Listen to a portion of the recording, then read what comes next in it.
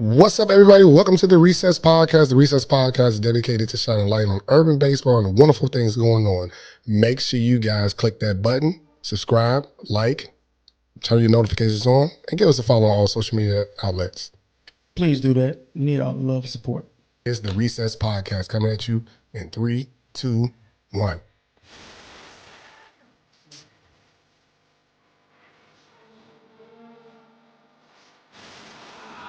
What's up, everybody? Welcome to the Recess Podcast. The Recess Podcast is dedicated to shining light on urban youth baseball and initiatives across the country. This is season 5. I'm Coach E. Let them know who you are. Sitting to the left of me. Lawrence Q. Noble, alumni of UAPB. Shout out to dear mother.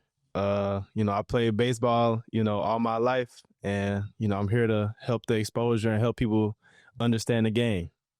This episode is going to be dedicated to really getting in detail what a HBCU baseball experience is. So make sure you sit down, sit tight. But before we get started, I got to give a huge shout out. Everybody online, give it a very good clap for this episode's sponsor is Boulevard and Company. Owen Richards, he's a venture group capitalist founder, and he does marvelous work. He played professional baseball. His son's playing baseball at Oak Park. Thank you so much for sponsoring this episode, Brother Warren Richards. We're going to give you another virtual clap and shout out to Boulevard and Company. So now we're about to jump right into it. Let me get my questions. Oh, I'm sorry. Shout out to Content Maven Media, who's always been a long-time sponsor for the Recess Podcast. Chrissy's behind the scenes. She got the eye in the sky, the camera on the ground, the lens, make us win. All right. So we got Q Noble here. I'm queuing up these questions right quick. So now, with HBCU, for those who don't understand what an HBCU, that is a historically black college and universities. Many universities have unique stories to tell, right? One thing that's common with HBCUs, we are for the culture, right? I went to University of Arkansas, Pine Bluff, the greatest institution in the land, no cap upon anybody that's watching, and so has Q Noble. Q Noble has an interesting story. We're going to talk about it. He was a member of that Jackie Robinson team that won the World Series in 2014. So talk about that experience that kind of got you grounded and ready for HBCU baseball. Well, honestly, playing in that tournament, regional, the big thing, the Little League World Series, I never played at a game with that many people since that moment. How many people were they? It was at bare minimum, it was at least like 20,000, and it really opened your eyes into the potential rooms that baseball could bring you in. Like, even the aftermath of winning the World Series, you were sent to so many different places where you could meet different people. Like, you met Barack Obama, you met Matt Kemp, you met Carl Crawford, you met David Price, you met so many different people who were just excellent people and excellent at their craft, that when you see people that only look like you, it allows you to feel comfortable around them, So seeing that definitely allowed me to, not allow you, wanted me to pursue that, being black in baseball, and wanted to be around my brothers and just being in that environment, so. Okay, you're speaking about your brothers, right? So my first question I'm going to ask you, how would you describe the difference in energy between HBCU baseball environment compared to predominantly white institution baseball environment? Well, in a HBCU environment, you're going to get a lot of trash talking. You're going to get very fast. It's very fast. And if you're not up to that speed, your success rate won't be that high, And I see in a predominantly white institution baseball, it's a very professional environment. They treat it like a business because it is a business. In the HBCU's environment, it's a little bit more fun, a little bit more lax. You got it's a lot more errors, than you would see in the PWI. But the brands of baseball are like two different. But at the end of the day, they're both excellent levels of baseball. Okay, so now describe an HBCU homecoming as a baseball player. Allow me to collect my thoughts, because I had three great years of homecomings in Pine Bluff, and for any of my young ball players out there to fall it should be the most difficult time period for you in school. However, that week of homecoming, you are going to experience the most fun you've had, from football games to meeting new people from all over the place. It's the whole nine, the football game, the tailgate, after the tailgate, Coach E will tell you, down, at least down in Pablo, because that's the only place I can speak for, that the parking lot is filled from to 9 o'clock to 9 o'clock. So, and then after that, do what you're going to do. You know what I'm saying? Make sure you stay safe. Well, I would say I've been to many homecomings, traveling and meeting a lot of bros around. But I will say this. I'm going to drop a nugget. If you want to recruit, if you're a college baseball coach and you're trying to recruit, have every baseball recruit come during homecoming. Bring their mamas, their daddies, their baby mamas, their cousins, their aunties, their grandmamas. Use homecoming as your leverage. It's the most festive time on earth, right? For a college or university, especially us. Man, I'm telling you, if you think about a high school teenager, maybe we'll take the two kids, right? The one kid that's in rural America and the one kid that's a city slicker, right? You bring both to a homecoming at a black school, I can almost guarantee you might sign them. You might sign them. And then if you look at it, the PWIs, they always bring the kids to the football game. They always bring them to the football game. So that's my nugget. I can't tell any coach what to do, but if I'm a head coach of an HBCU, all my recruiting time, I'm bringing you to homecoming. Let's get it in. I'll even take it a step further because around homecoming time, all these schools putting on the best front. They looking the best. They trying to provide what they look like, and so with you allowing those kids to come during homecoming, they're going to see, oh, wow, this university is looking clean. It's so many people here. Is this many food trucks and all of this stuff is around this environment. So if you have the facilities and you have the access, you need to get your recruits to the homecoming, at least a Saturday game, at bare minimum. And hit that band. Boom, boom, boom. No. So Q, what lessons have you learned at your HBCU that go beyond the game? One lesson that I hope to share to everybody at one point in time is to stay down. There's going to be situations that are going to knock you on your butt, and they're going to, have your feelings hurt, your pride hurt, your ego is going to be hurt. But all you can do is just keep moving forward.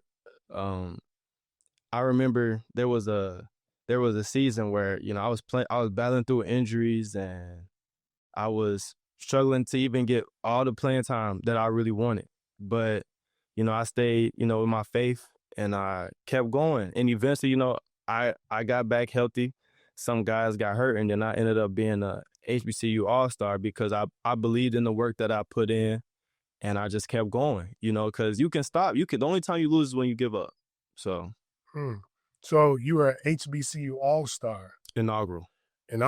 Okay. Talk about that experience, the Swingman HBCU inaugural. That was in 2023, correct? It was in 2023. And talk about it. Man, it was a fantastic experience. Shout out to Ken Griffey Jr. and all of the. Shout out to Griffey. I met him. We talked. He still owes me a couple of dollars. Holla at me. Nothing. But all of the MLB vets, Marquise Grisham. Shout out to Marvin Freeman. Shout out to all of those guys that really pay it forward and make sure that these guys are getting the best information from the best. So they can potentially get to the level they want to play at. Because I'm sure. When you at that stadium and you seeing, all of those fans there and you at a major league stadium, you're right there. You never truly realize how close you are, until you get there. And, that's just one level below it. So, it was definitely an experience. Okay.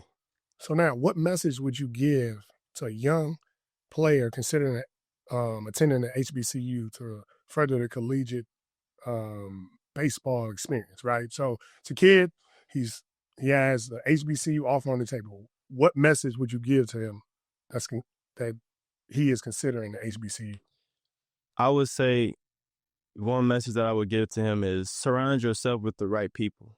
A lot of people at HBCUs, they there for, the culture, but if let's say you're there, for the culture and, the athletics and the academics, it's important that you surround yourself with, 3 to 4 people that are aligned with your goals so you can be the best version of yourself. Because if you with people that just want to party and just want to go out on Wednesdays and Tuesdays, are you going to be the best version of yourself? Maybe.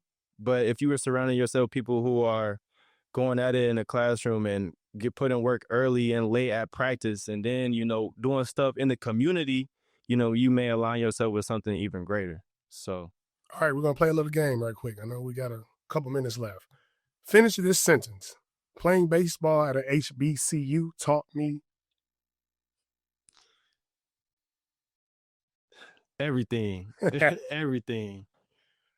Okay. What is your favorite HBCU baseball memory?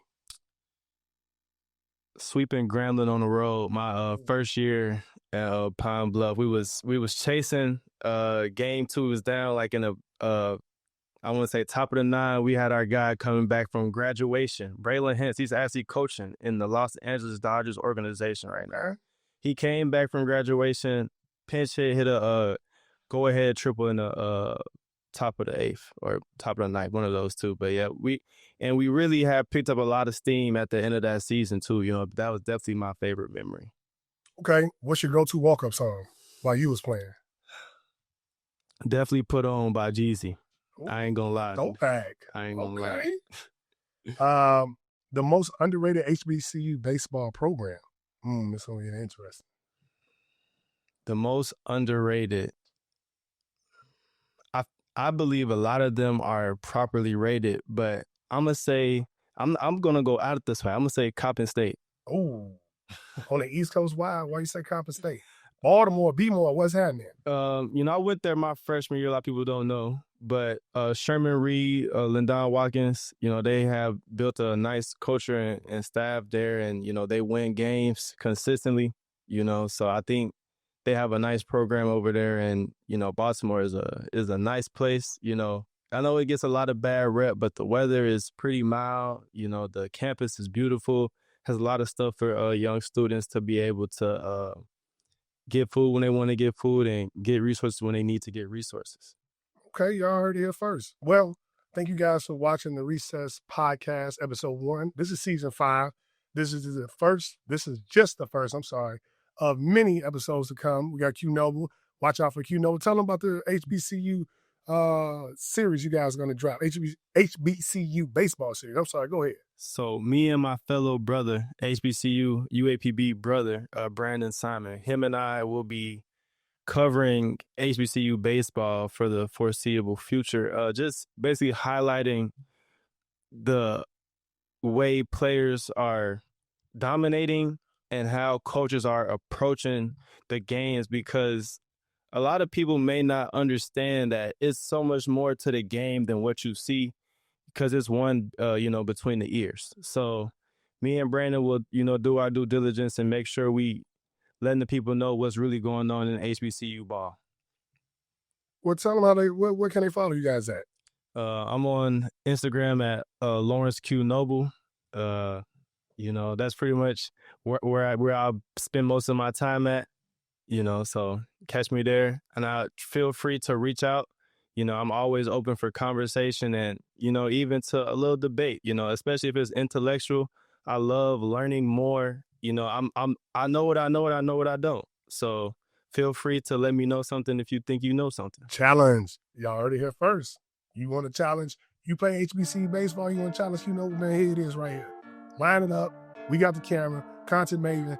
Media is behind the scenes. But no, thank you guys so much for watching this episode of Recess Podcast. We'll catch you guys next week. Make sure you like, subscribe, share this video with somebody. Take it easy.